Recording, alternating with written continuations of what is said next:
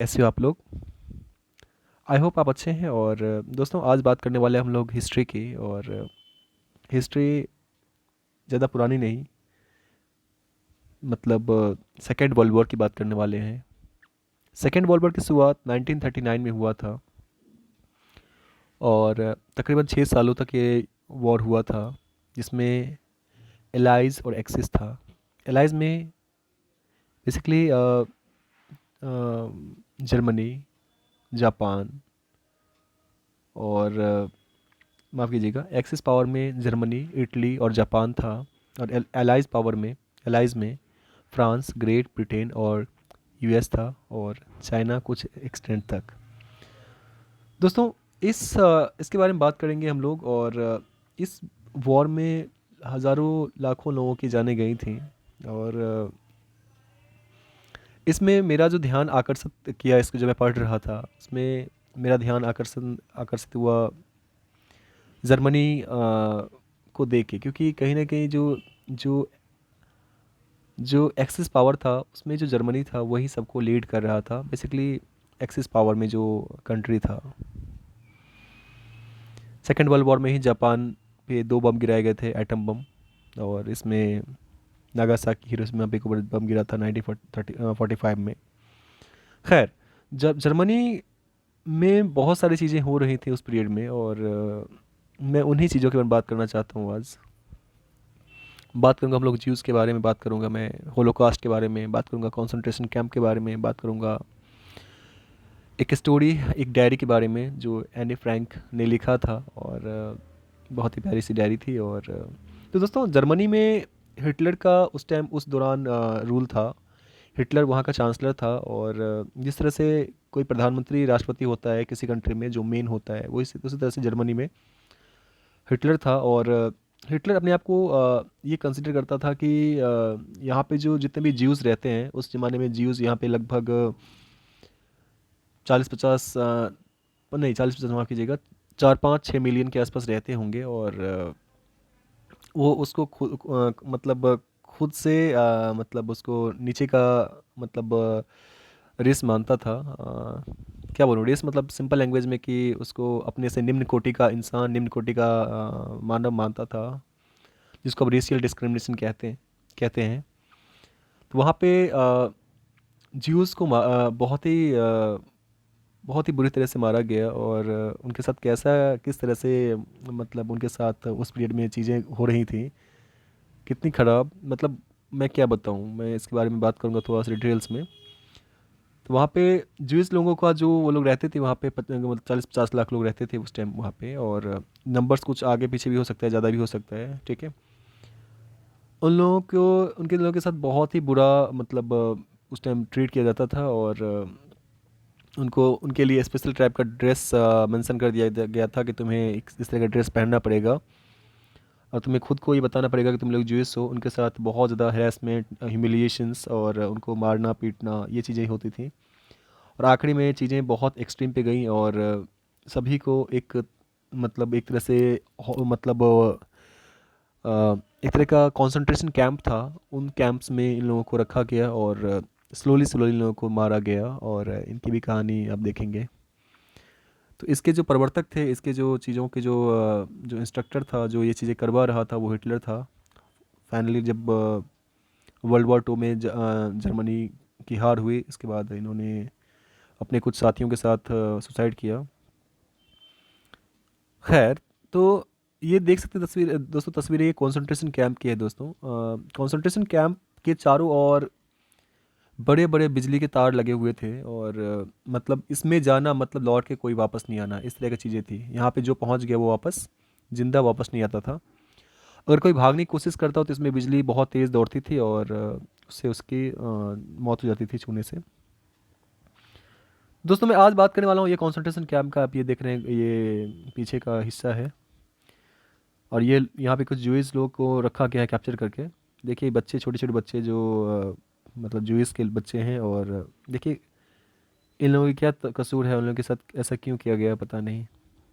मतलब इंसान के अंदर किस हद तक क्या बोलूँ, एक क्रूरियत, और किस हद तक उसके अंदर में क्या बोलूँ मतलब, जब इंसानियत मर जाता है इंसान के अंदर में तो ऐसी चीज़ें होती हैं। और छोटे छोटे बच्चियों को छोटे छोटे बच्चों को मारा गया कॉन्सेंट्रेशन कैंप में। तो दोस्तों आज बात करने वाला हम लोग एनी फ्रैंक के बारे में। एनी फ्रैंक एक प्यारी सी बच्ची थी और वो सिर्फ 10-11 साल की रही थी उस टाइम। एक दिन उसके पिता आते हैं और ऑफिस से और बोलते हैं कि अब यहाँ से जाना पड़ेगा, क्योंकि हिटलर ने ये ऑर्डर दे दिया था कि अब जहाँ पे भी ज्यूस लोग रहते हैं उनको पकड़ो और उनको कॉन्सेंट्रेशन कैंप में डालो। एनी फ्रैंक अपनी उनकी एक बहन थी मैरगॉट, और उनके माँ और उसके पिता, ये लोग वहाँ से बचने का प्लान बनाते हैं और अपने घर से रात को निकलते हैं। एनी फ्रैंक भी ज्यूस थी और वो अपने डायरी लिखा करती थी, ठीक है।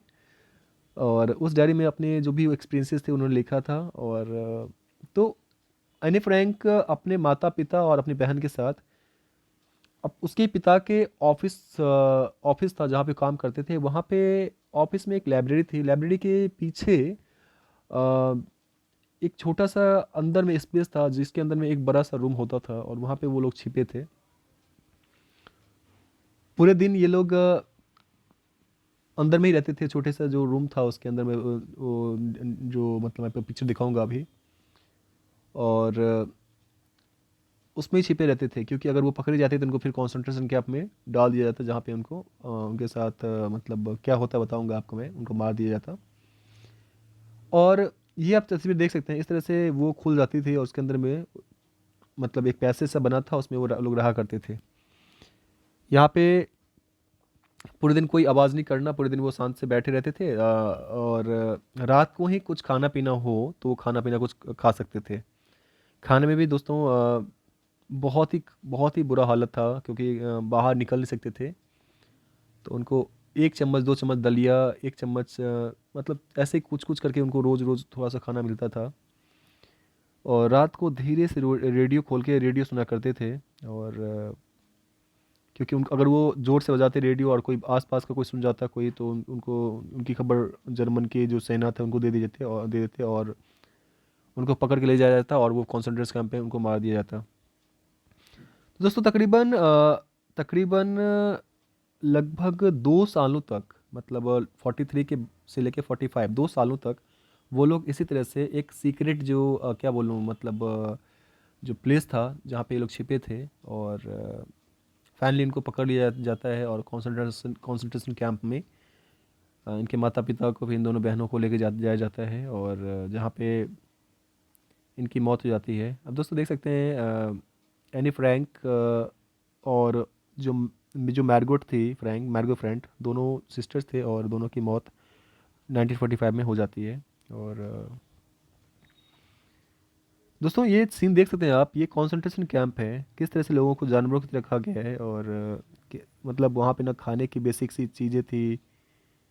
मतलब आप धरती पर अगर कभी नर्क का अगर कल्पना कर पाओ आप किसी भी तरह से, तो नर्क कैसा हो सकता है, जो हेल होता है कैसा हो सकता है, वो इसका बेस्ट एग्जाम्पल है। एक छोटा सा पैसेज जिसमें जानवरों के लोग रखे हुए हैं, ना खाने के लिए कुछ व्यवस्थाएं हैं, ना कुछ भी है, ना वहाँ पे बेसिक टॉयलेट है, ना वहाँ पे नहाने के लिए कुछ है। मतलब मच्छर हैं, ये हैं, बीमारियाँ, मतलब कॉन्सेंट्रेशन कैंप में दोस्तों लोगों को तो मारा ही गया वहाँ पे अलग अलग तरीक़ों से, मतलब बहुत ही बुरे तरीके से मारा गया। लेकिन कॉन्सेंट्रेशन कैंप में बीमारी फैलने से, जो अनहाइजीनिक बीमारियाँ होती हैं, उन बीमारियों से भी बहुत लोगों की जानें चली गई, हज़ारों लोगों की जानें चली गई थी। सारे लोग जो भी तो वो लोग देखिए किस तरह से मैल, मतलब खाने को दिया जाता नहीं था, हड्डी हड्डी निकल रखा है सबका सब, मतलब कितनी हालत ख़राब हो रखी है जो इस लोगों की। और अब ये जो देख रहे हैं ये बॉडी है, मतलब इस तरह से लोगों को मतलब जो लोग मर जाते थे उनको जानवरों की तरह फेंक दिया जाता था। तो जब मैंने स्टोरी ऑफ यंग गर्ल पढ़ा, जो डायरी ऑफ यंग गर्ल था वो मैंने पढ़ा इसके बारे में, तो एनी एनी फ्रैंक ने उस डायरी में उन्होंने वो जो 2 साल जो सीक्रेट प्लेस पे थे जहाँ पे वो रह रहे थे उनके बारे में उन्होंने एक्सपीरियंस शेयर किया था। और उनके मरने के बाद जब उनकी जो डायरी मिली, जब जब वर्ल्ड वॉर ख़त्म हो गया और जर्मनी हार गया, उसके बाद जब डायरी वगैरह को मिला, मतलब ढूंढा गया या मिला डायरी, तो उस डायरी को पढ़ने के बाद उस डायरी को पब्लिश किया गया। और किस तरह से एक एक परिवार अपनी जान बचाने के लिए, और किस तरह से रोज़ रोज़ एक इंसान इस डर में जी रहा है कि कल वो पकड़ा जाएगा, अभी वो पकड़ा जाएगा, और अगले दिन पकड़ा जाएगा, तो वो इस तरह से उनके साथ क्या क्या होने वाला है, उस डर को एक छोटी सी बच्ची ने किस तरह से शेयर किया है, उसके बारे में पढ़ा मैंने, मुझे बहुत ज़्यादा मतलब इमोशनल हो गया। और जब आप एसएसटी को पढ़ेंगे आगे, अगर आप मान लीजिए सिक्स में, सेवन्थ में पढ़ रहे हैं, एट्थ में पढ़ रहे हैं, तो नाइन्थ में आपको एसएसटी में जो हिटलर का जो नाइजिज्म का एक टॉपिक दे रखा है, स्पेशली उस टॉपिक में किस तरह से मतलब जर्मनी के अंदर जो लोग थे, जो ज्यूस लोग थे, उनके साथ कैसे कैसे चीज़ें हुई और कैसे उनको मारा गया। आप पढ़ेंगे तो आपको लगेगा कि यार ये चीज़ें कितनी, मतलब क्या ये चीज़ें कैसे हो सकती है, मतलब मैं समझ नहीं आता कि ये चीज़ें क्यों हुई और कैसे हुई, और एक इंसान जब पागल हो जाता है तो किस हद तक जा सकता है, वो चीज़ें इसमें बेस्ट एग्जांपल है। और बहुत ही अनफॉर्चुनेट ये इंसिडेंट्स इसमें मेंशन्ड हैं, और हिस्ट्री में क्या क्या चीज़ें हुई ज़रूर जाननी चाहिए। और यही चीज़ें हैं दोस्तों। तो सेकेंड वर्ल्ड वॉर में फाइनली जापान, जर्मनी, जो भी उन लोग पार्टियों का हार होता है, और उसके बाद फिर यूनाइटेड नेशंस जो भी था उसका फॉर्मेशन होता है, उसके बाद चीज़ें बदलती हैं। तो दोस्तों यही है कि हिस्ट्री सीख लेना चाहिए हमें कि भाई मतलब युद्ध से कभी भी किसी का भी भला नहीं हुआ है, सिर्फ लोगों की जानी गई है, निर्दोष लोगों की जानी गई है। खैर यही है दोस्तों, आगे आगे कुछ और टॉपिक डिस्कस करेंगे। Thank you so much. अगर आपने वीडियो देखा है अंत तक तो वीडियो को लाइक कीजिए, शेयर कीजिए, चैनल को सब्सक्राइब कीजिए। Bye bye, take care.